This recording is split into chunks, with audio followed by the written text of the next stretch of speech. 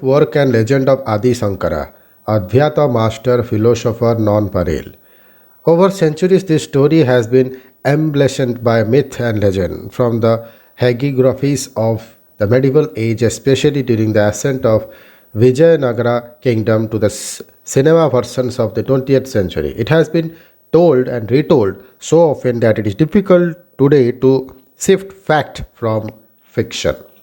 Prime Minister Narendra Modi unveiled a 12-foot statue of Adi Shankaracharya at Kedarnath, where the Acharya is believed to have attained Samadhi at the age of 32 in the 9th century. Calling Sankara a reincarnation of Lord Shiva, the Prime Minister compared the renovation at Kedarnath with the construction of Ram Temple in Ayodhya and the beautification of Kashi. Today, our culture, our tradition, and religious centers are seen with the same sense of pride as they should have been seen, he said. As in Ayodhya and Kashi, the Sankaracharya project too is about privileging select beliefs and traditions over the multiple narratives and histories about the Acharya. The Adi Sankara story is a remarkable saga of travel and adventure, philosophical inquiry, conflicts in faith, exegesis, establishment of lineage, organization, and mobilization. Over centuries, this story has emblazoned by myth and legend, from the hagiographies of the medieval age, especially during the ascent of the Vijayanagara kingdom, to the cinema versions of the 20th century. It has been told and retold so often that it is difficult today to sift fact from fiction. Sankara of legend. The story recounted today has been reconstructed from multiple Sankaravaja's conquests of Sankara, written over the centuries. In his biography of the Acharya, Sri Sankaracharya, 1994, Sanskrit scholar and former director of Adyar Library, K. Kunjuni Raja, mentions texts that situate his lifetime between 788 and 820 AD. Adi Sankara is said to have been born in Kaladi village of the bank of Periyar, the largest river in Kerala.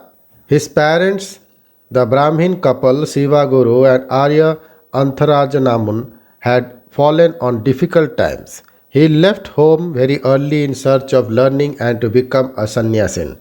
In one legend, a crocodile caught hold of the young Sankara while bathing in the Periyar and told his mother it would let him go if she swallowed him to take sannyas. She reluctantly agreed and Sankara swam ashore.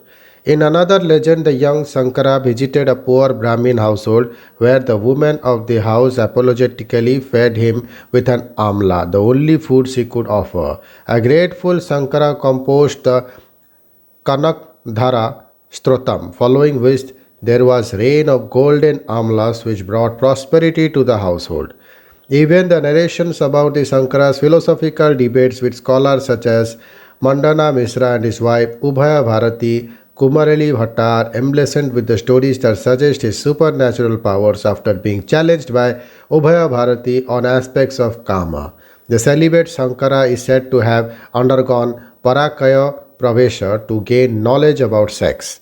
Remarkable scholarship. The picture we gain from these stories is a remarkable scholar monk who, after being initiated into studies by Govind Acharya, discipline of this scholar Gaudpada Acharya, was constantly on the move, wearing the flag of Advaita Vedanta, challenging prevailing philosophical traditions including Buddhism and Jainism, establishing mathas, preparing commentaries on important texts, and organizing monastic orders. In a lifespan of just 32 years, he is said to have visited all the important spiritual centers of the time, from Kanchipuram to Kamrup, Assam, and Kashmir, and the Kedar of Badri Dhams, as well as Srinagari, Ujjain, Kashi, Puri, and Joshimath. He is believed to have established the ritual practices at the Badri and Kedar Dhams and to have debated with Tantrics in Srinagar. He is believed to have attained Samadhi at Kedarnath. However, Kanchi and Thrissur are also talked about as places where Adi Sankara spent his last days.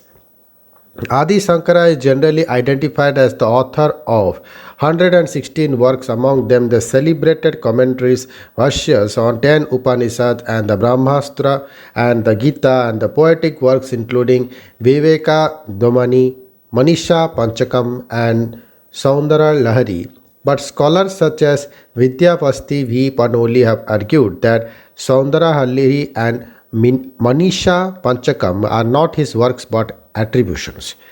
It has also been claimed that Adi Shankara composed texts like Sankara Smriti, which seeks to establish the social supremacy of Namburti Brahmins. Scholars point out that often authorship is credited to a great figure to claim legitimacy for texts that may in fact have been composed centuries later. Master of Advaita Vedanta. Sankara's great standing is derived from his commentaries on the Prasantari Upanishads, Brahmastra, and Gita, where he explained his understanding of Advaita Vedanta. According to the Stanford Encyclopedia of Philosophy, Advaita Vedanta articulates a philosophical position of radical noodalism, a revisionary worldview which it derives from the ancient Upanishadic texts. According to Advaita Vedantis, the Upanishads reveal a fundamental principle of non-duality termed Brahmin, which is the reality of all things. Advaitiyans understand Brahmin as transcending individual and empirical plurality. They seek to establish that the essential core of oneself, Atman, is Brahman.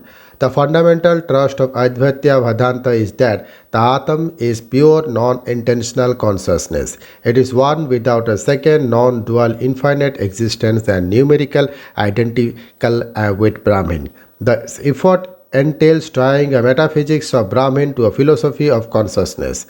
This philosophical tradition, according to the Encyclopedia entry, found its most sustained early articulation in the works of Shankara, who endeavored to communicate non-duality through systematized theories of metaphysics, language, and epistemology, and whose philosophy and methods comprise a teaching tradition intended to culminate in a direct, liberating recognition of non-duality that is synonymous with liberation or freedom.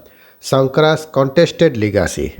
In Bharatiya Chinta, Indian Thoughts, K. Damodaran, scholar and a founding member of the Communist movement in India, says the essence of Adi Shankara's philosophy is encapsulated in the much quoted formula Brahma Satyam Jagan Mithyam, Jivo Brahma Napraha. Brahman alone is real. This world is an illusion, and the Jiva is non differential from Brahman. Custodians of the caste system cite from Shankara's commentaries to justify the unequal and unjust social order, whereas other claims these are extrapolations and points to work like Manisha Panchakam to suggest a different reading of the Acharya's outlook. The philosophy and legacy of this incomparable philosopher continue to be contested, and he has been claimed, reclaimed, interpreted, and reinterpreted over the centuries. Among the interpreters of the philosophy would be those who suggested that Advaita Vedanta borrowed the categories of Buddhist thinkers and called him Panchanan Buddha, Buddha in disguise, to Sri Narayana Guru, who in the 20th century offered a radical reading of Advaita Vedanta to dismantle the theory and praxis of caste. His political appropriation. The Matha Sankara is believed to have established in Srinagari, Dwarka, Puri, and Joshipat for the spread of Advaita Vedanta are seen as custodians of Hinduism, and Shankara's Digvijay is often interpreted as a near nationalistic project where faith, philosophy, and geography are yoked together to imagine a Hindu India that transcends the political boundaries of his time. It is a project that fits with the ideological exigencies of the present time. The image of the lonely seeker looming above his peers, demolishing his foes, and seeking transcendence in the snow-clad mountains has rich connotations in today's performative politics. Thank you.